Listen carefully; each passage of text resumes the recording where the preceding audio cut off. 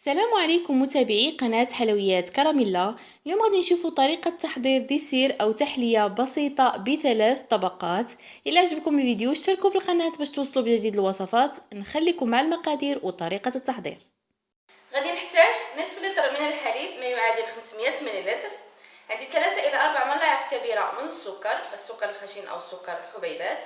هنا السكر كيبقى حسب الذوق.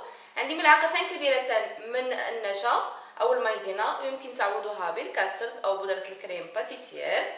وعندي الفانيلا السائلة، ويمكن تعوضوها بكيس واحد أو كيسين من السكر فانيلا. وهنايا بالنسبه للكؤوس ديال التقديم انا وضعتهم في هذا القالب هذا ديال لي كاب كيك على هذا الشكل هذا. هنايا وضعت الورق الماس تحت الكؤوس فقط باش يثبتوا ليا في هذا القالب هذا. وإلا ما كانش متوفر عندكم هذا القالب هذا ديال لي كاب كيك باش يعطيكم هذا الشكل هذا اللي كيكون مائل، فقط تاخذوا كاس اللي كيكون اكبر من الكاس اللي غادي تقدموا فيه وتوضعوا فيه الكاس بهذا الشكل هذا باش كيعطيكم هذا الشكل اللي كيكون مائل. نبداو على بركه الله تحضير طبقه الفانيلا. كناخذ كاسرون نوضع فيه الحليب، بسم الله، السكر الخشن او السكر حبيبات،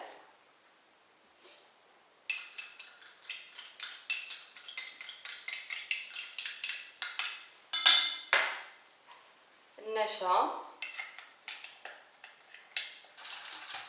غادي نوضع القليل من نكهه الفانيلا،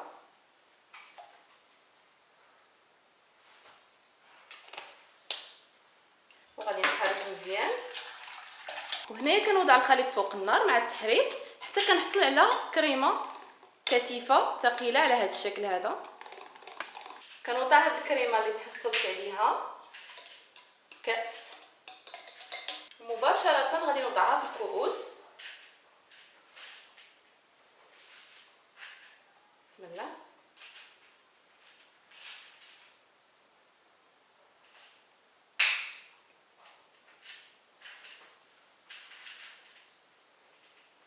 وغادي ندخل هذه الطبقه الاولى للثلاجه مده 20 دقيقه. هنايا بعد تماسك الطبقه الاولى طبقه الفانيلا غادي نمروا لتحضير الطبقه الثانيه.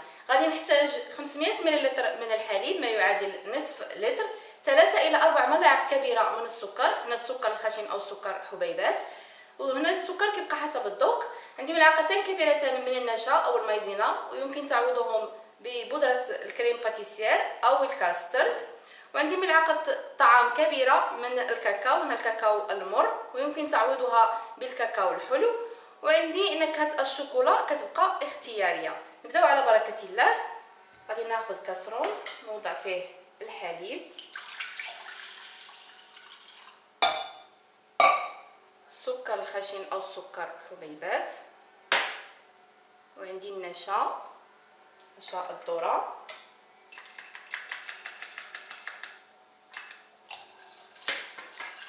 غادي نحرك مزيان. غادي نضيف الكاكاو، من الاحسن يكون منخول، وغادي نضيف نكهه الشوكولا كتبقى اختياريه.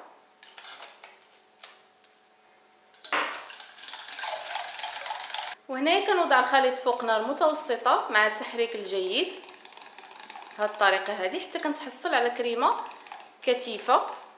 وهنايا للتركيز فقط نكهه الشوكولا غادي نضيف قطع من الشوكولا فقط اختياريه، غادي نضيف تقريبا 6 قطع.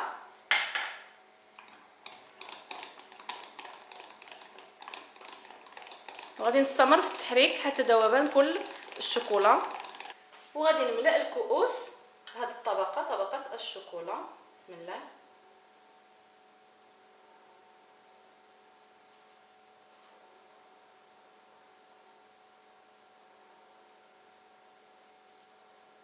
وغادي نوضع هذه الطبقه الثانيه في الثلاجه لمده 20 دقيقه. بالنسبه للطبقه الثالثه غادي نحتاج 300 ملل من الحليب ما يعادل كاسين بالعبار ديال كاس الشاي او كاس العنبه. غادي نحتاج ملعقه طعام كبيره ونصف من النشا او المايزينا، ويمكن تعوضوها بالكاسترد او بودره الكريم باتيسير.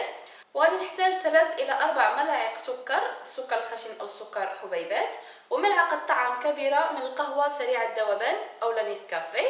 هنايا انا اختاريت هذه الطبقه تكون بنكهه القهوه، ممكن تستعملوها باي نكهه، يعني تغيروا النكهات حسب المفضل. ممكن تكون بنكهه الكراميل، تستعملوا نكهه الكراميل او اي نكهه كتفضلوها. نبداو على بركه الله. غادي ناخذ كاسرون نوضع فيه الحليب، السكر، النشا والقهوه، قهوه سريعه الذوبان، وغادي نخلط الكل جيدا. وهنايا كنوضع الخليط فوق نار متوسطه مع التحريك حتى كنتحصل على قوام كثيف بهذا الشكل هذا. وهنايا بعد تماسك طبقه الفانيلا وطبقه الشوكولا غادي نضيف طبقه القهوه.